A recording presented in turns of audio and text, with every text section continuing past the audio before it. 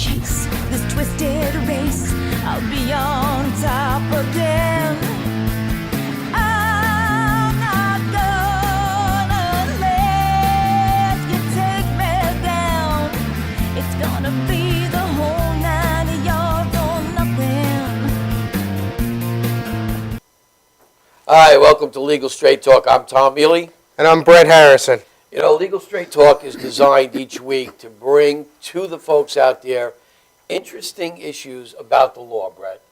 You know, I mean, we want to make sure that the viewers out there understand that this is not about the legalese of law. We're trying to explain to them the common everyday scenario that goes on that they should know about. It's the combination of not just legal, but legal and people, and how the systems work together. When you deal with the legal system, it's also about the people. So we're trying to explain how the law comes into everyday life without the legalese. Right. And today's episode is about car accidents. You know, sometime during your lifetime, somebody you know is going to be involved in a car accident, whether it's a minor fender bender or whether or not it's a catastrophe in its worst. You know, we'd like to think that this will never happen to us, but at the end of the day, it does. And somebody you know in your family has either had an accident, been involved with one, sustained either a serious injury, or what this show is about, the soft tissue injury. Which I hate that term, soft tissue.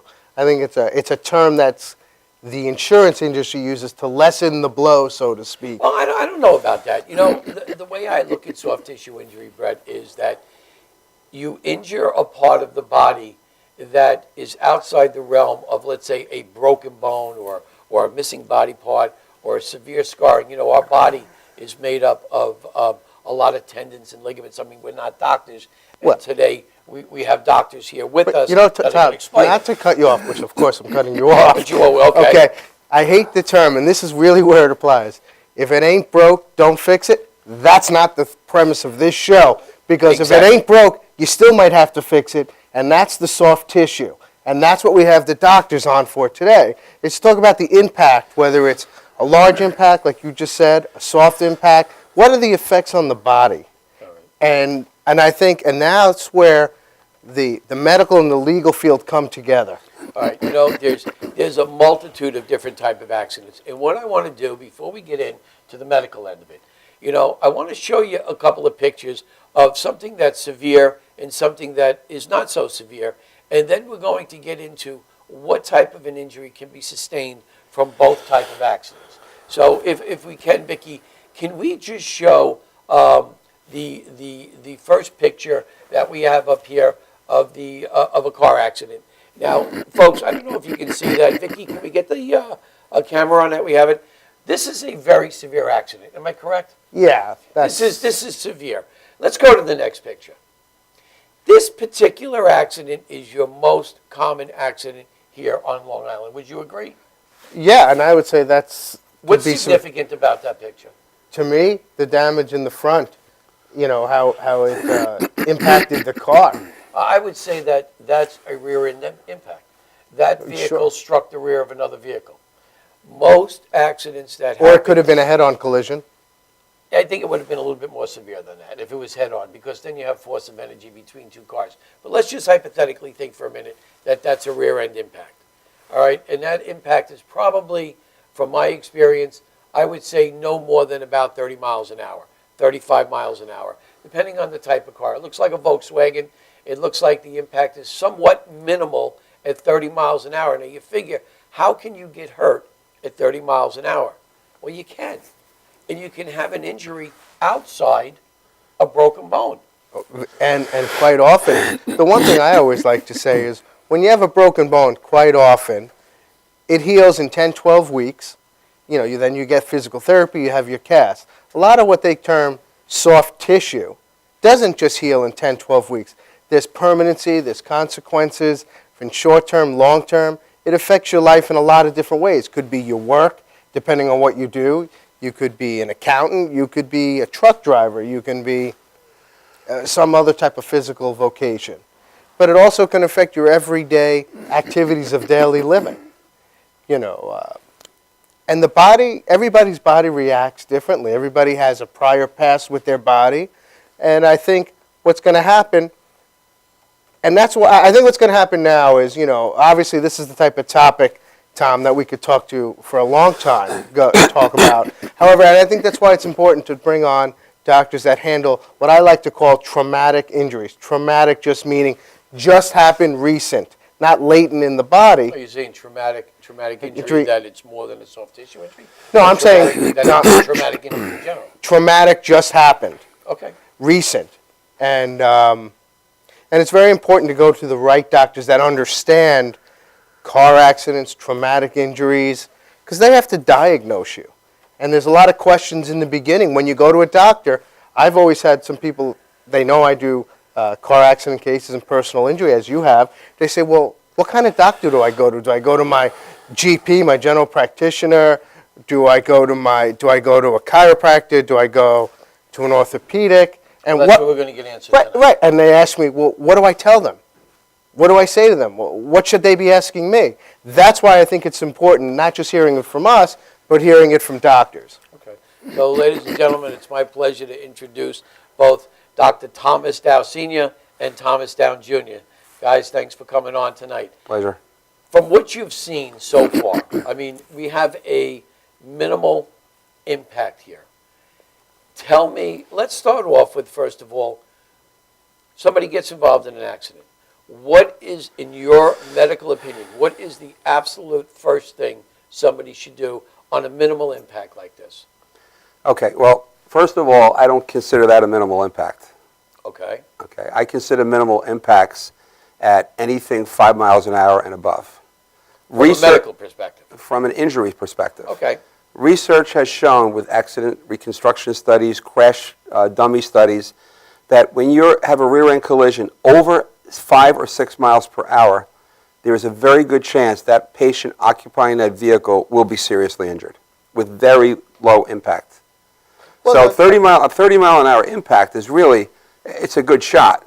And what these people normally do is they go to the hospital first. They'll either go by ambulance or they'll go the next day. Let's say that accident happens, Doc, and the ambulance shows up and they said, listen, how do you feel? Should they, if they're not feeling any pain at the time, go to the hospital? Absolutely. Why? Because most of the time when these kinds of accidents happen, they're initially just shook up. Their adrenaline's flowing, their endorphins are flowing. They're very nervous, and they might not feel the pain right away because of all these hormonal You're changes. saying basically, to putting that into plain English, like I like to say, you're saying when you get into an accident, then the first thing that people say is, oh my God, am I okay? Am I okay? Am I alive? They're not bleeding. There's no bones sticking Right. out of their skins, so they say, they're alive. I'm okay. I might not have to go to the hospital. So that's the endorphins, that they're alive, Absolutely. and they don't Absolutely. necessarily feel the impact until when? They could feel it within minutes or hours or days or weeks after the accident. That's what's called delay of onset of symptoms. A lot of people think they have an accident, now they're in pain a week later. Oh, it can't be from the accident, it was a week later. There is a thing called delay of onset of symptoms, which happens very commonly. And with that, if you ever get a splinter in your hand, ouch, you feel the pain? You don't feel it for a couple of days. You'll feel it again 2, 3, 4 days later after you start to get inflammation and swelling, and then you see a big red thing and a swollen spot. You say, oh, I must have gotten a splinter in there.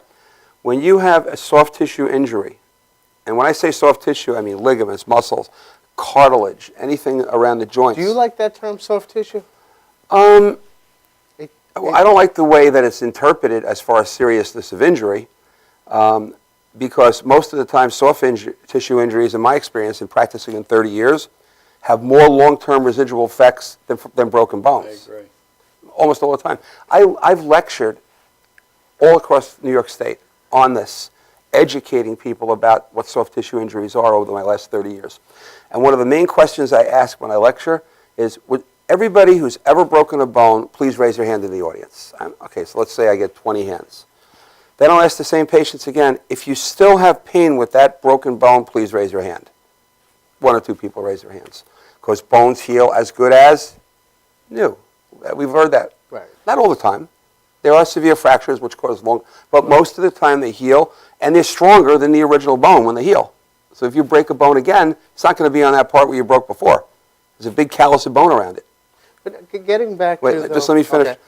Then I'll ask anybody if they've ever twisted an ankle, sprained their neck, twisted a knee. You get 20 hands come up. I'll ask them then, how many of you people still know that what side it was on, where it was, and still have pain to this day? Once everybody puts their hand up. So soft tissue injuries don't heal as good as new. Once a ligament has been torn or stretched or a disc has been torn or ruptured, that's not getting fixed. That's going to be like that, and it's going to cause instability in that. Almost like a rubber band. When you stretch a rubber band, you can have a new rubber band. You stretch it out, you bring it back, it comes back, but it's got the crinkles in it. Correct. It's a Correct. little bit it's- different. Same thing with the ligament. With the ligament, when it gets stretched out, it never goes back. Once it's stretched out to a certain degree, it'll never go back like a rubber band to its original form. It'll always be a little bit longer. All right, so let me ask you a question. This accident here, you consider this a serious accident. Yes. I look at this a little bit differently. I'm looking at this as a minor fender bender Okay. from our legal point of view. Okay. This guy or this woman gets involved in that accident right there. They get out of the car, they walk around, they look at the front of the car, oh my God, I got into an accident. If they say to the ambulance or the police officer at the time, I feel fine, and they choose not to go to the hospital, a lot of times the insurance companies will harp on that. What you're telling me then, from a medical perspective, is that even though they don't feel it, it doesn't mean that the injury doesn't exist. Correct. They still should go and be examined, in my opinion, to make sure there isn't any instability in their spine, to make sure cognitively they're okay and their memory processes are okay. They really, with that type of injury, they definitely should be But the checked problem out. I find a lot of times, and I hear this from our clients, is they go to the hospital, and if nothing's broken or they don't have, let's say, a gunshot wound, and Yes. they go into the ER, they find that they're sitting there in the ER, there's no blood or anything. Yep.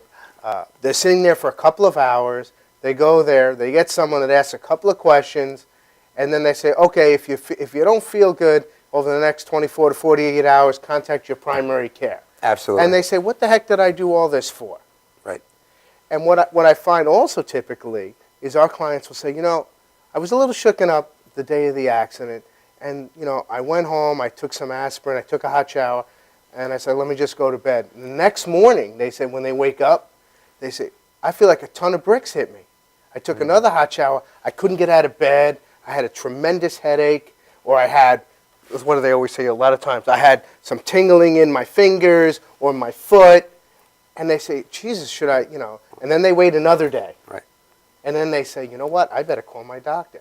Well, Now, is that typical that it takes 24 to 48 hours? yes, and this is exactly why I said they should be checked out first, because by that person taking a hot shower, they're causing more blood flow to an already injured area. They're causing more swelling. We've all heard use ice for the first 48 to 72 hours on a part that's been injured. They think they're not injured, so they're going home and they're using heat. That's a good point. So what you're saying then is that people normally get up in the morning, they take a hot shower. I know I do. I like the hot water in the Yep. morning. You're saying to me that if that accident happened 24 hours earlier, or in this particular case, it would be less than that. Let's say it was 12 hours earlier, and they go home, and the next morning they get up and they take a hot shower.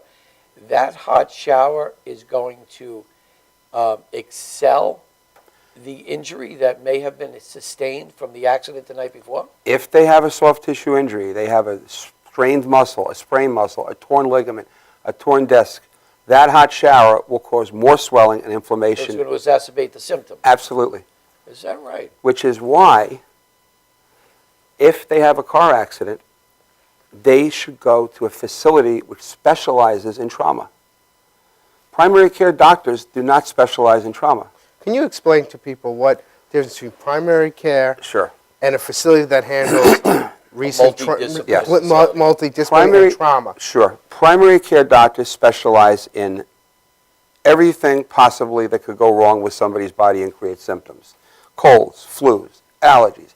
digestive problems, appendicitis, every single symptom you could think of, fevers, airborne diseases. They handle everything. Plus, they have the occasional trauma patient who walks in the door that said, I just had a car accident last night. So primary care sees in a very small percent of his patient base on a daily basis a trauma victim. A multidiscipline facility which specializes in trauma patients, that's all we see, all day long. So your approach is going to be different. Totally different. We're going to do a complete history on the patient. We're going to ask questions on our initial exam, and our initial consultation alone takes 30 minutes without even the exam. We're going to ask questions such as, when you were sitting in that car and you got rear-ended, was your head turned? Were you bending over to change the radio station? Were you looking out the window? Did you hear it coming and push your head? All these things. You're going to ask them where the impact was? What kind of vehicle hit you? What size was the vehicle?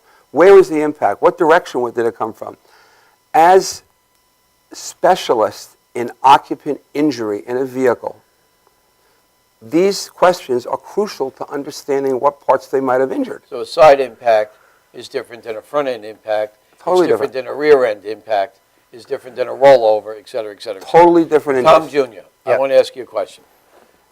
You have multiple facilities located all over Long Island. That's as you correct, know. yeah. You have your main facility in Melville, another facility in Hauppauge, et cetera, et cetera.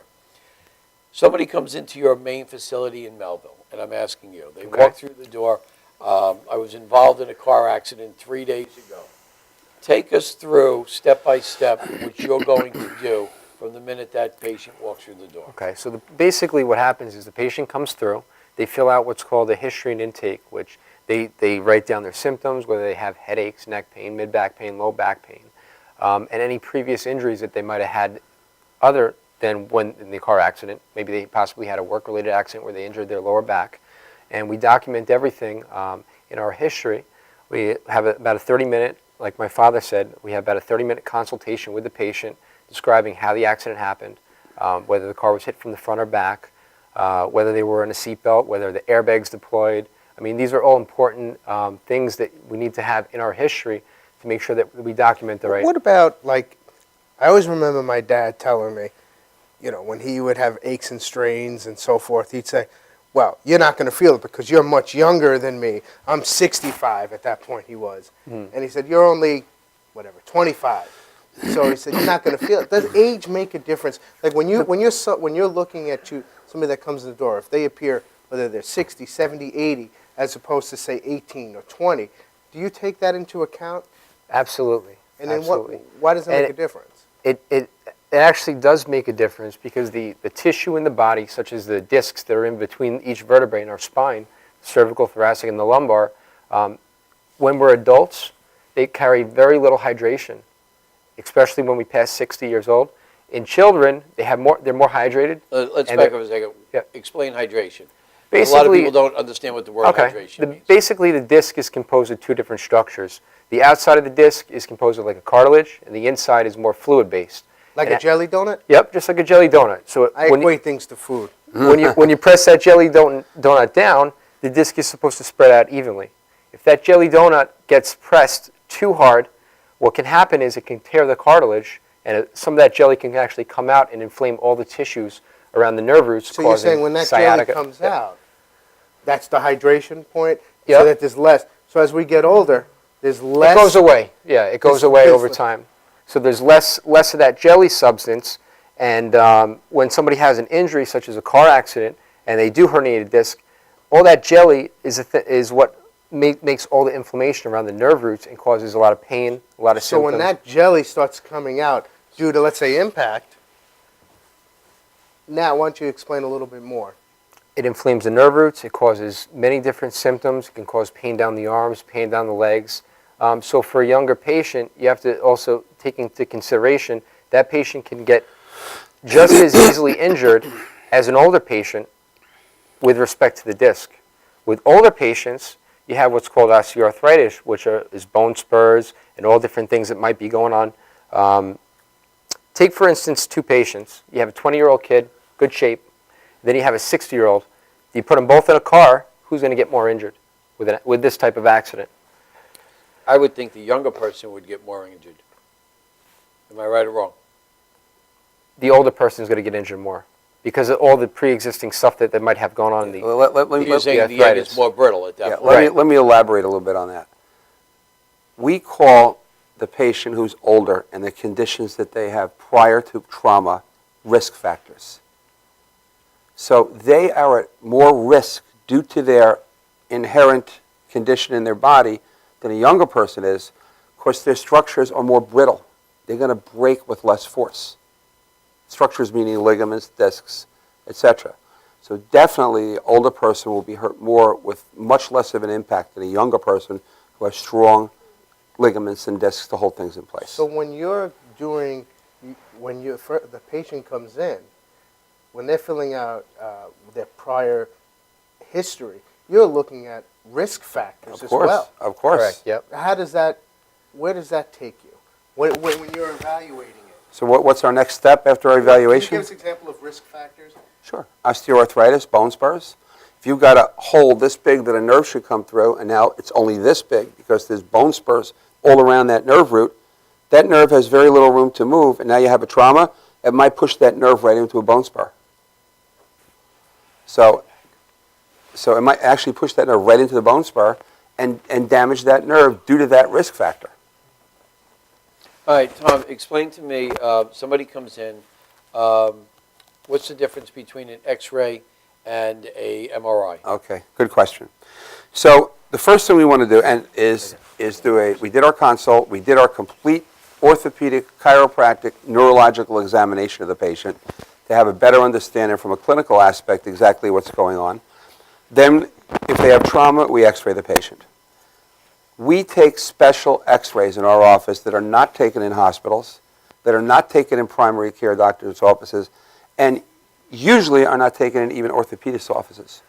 These X-rays enable us to see how damaged the ligaments are and see if the bones are slipping and sliding out of place in their spines or in their joints. They're called motion studies. Those X-rays only show bone. That's it.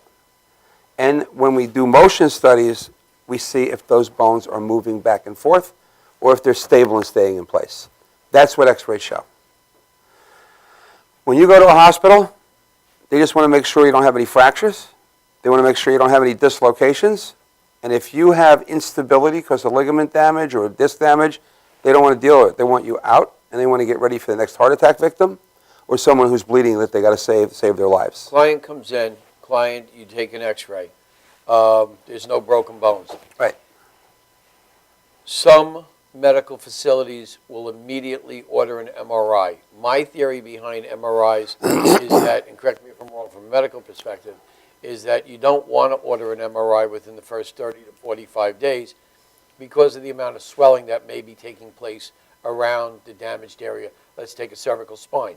So let's assume that they're complaining of neck injury and they've got minimal tingling in the fingertips. We know that the nerve root in the cervical is being affected, and that's what's giving us the tingling in the fingertips. Right. Is it in your best interest to take the MRI earlier or take the MRI 30 to 45 days following the accident? Okay, so let me answer that question. It is a myth that the MRI should wait 30 to 45 days. There is absolutely no reason to wait 30 to 45 days to take an MRI. If you have positive exam findings which showed neurological changes immediately after Neurological meaning tingling. you can have a reflex change. Okay. You can have decreased sensation when you test their skin sensation. There's many neurological exams we do on their initial visit, and if those Like, give us an example. reflexes, we can do upper extremity, lower extremity reflexes. We can do there are neurological tests that we can do to make sure you don't have a brain injury.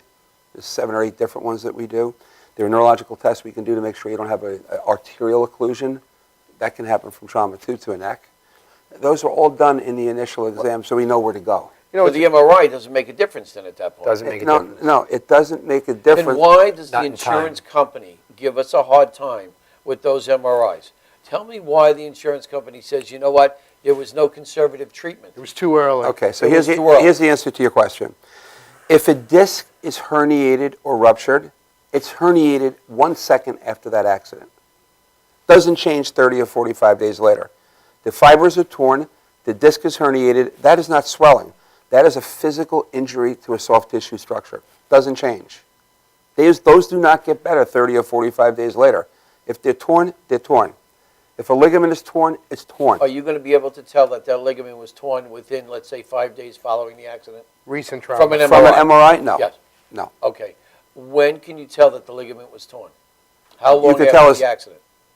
If you do an MRI 1 second after the accident and you see a torn ligament, Oh, that's my and the point. patient's That's what I'm saying. symptomatic in that area, and we have positive test findings, and they gave a history of no prior symptoms or no prior problems with that, we have to assume that it was from the accident.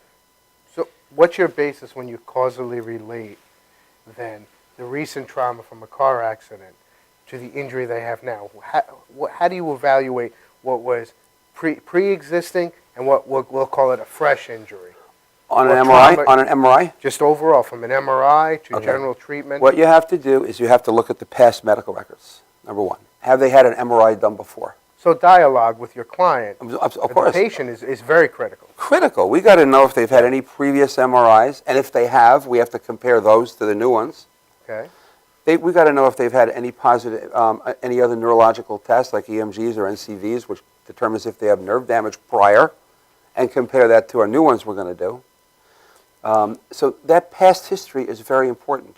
And the bottom line is, if a patient comes in and says, I've never been to a doctor for neck pain in my life or headaches, they just started right after this car accident, and there are no diagnostic tests ever performed in any medical provider's records, and they come in and they can't move their neck, and we do an MRI immediately, it has to be from that accident, according Right, to we the have- history. We have of a few minutes left here. Yep. You know, from a legal perspective, we're looking at this one way. Right. You're looking at it from a medical perspective. At the end of the day, the client's involved in an accident, whether it's a minor accident or a major accident. To recap, what you're saying is that any accident at all, go to the hospital, get it on record, get it checked out. Do not necessarily go to a primary care physician Right. if there is anything other than the possible aches and pains, because the primary care physician is not going to know how to treat Right. that. I didn't say that any accident that happens. If you have an accident and somebody just barely taps you and there's not even a scratch on your car and there's no visual evidence of any type of impact and you're feeling fine, I'm not saying you should go to the hospital for that. Yeah, but the That- transfer, that the transfer, you should go to the yes, hospital for. But the transfer of energy, even on a mild impact to the bumper, Right. you know, when I used to go to some classes on minimal impact, they always taught us that the transfer of energy is like that of a cue ball. Right. Even though it's a minimal impact, the energy that comes from that 3,000-pound vehicle now transfers into the vehicle you're in and ultimately into the body. Correct. So even at a 5-mile-hour impact, what I've learned years ago, that the cervical spine could move at approximately 2 Gs on a 5-mile-an-hour impact. Is that true? It actually moves 5 times the speed of impact. 5 So times the speed of if you have a 5-mile-an-hour impact, your head on top of 7 tiny little bones is moving at 5 times that speed. So 25. that in and of itself can cause either a bulge or a herniated disc or an Absol- impingement Absolute- into the nerve root. Absolutely. That 30-mile-an-hour impact that you thought this was can cause that head to move 150 miles an hour on top of 7 tiny little And now bones. you're going to want to know the person's prior history. Of course, you have to. That's where there's no one way answering a question, will I have injury? It Right. depends on a lot of different factors. Right, and when a patient comes to us the first time, we get done with their exam, we get done with their x-rays, and they say, what are my injuries? I tell them, we don't know yet. We have other things we have to do Doug, first. you've been in business 30 years. I've known you a long time. I've known you going back into the early 90s. You've been doing this a long time. Mhm.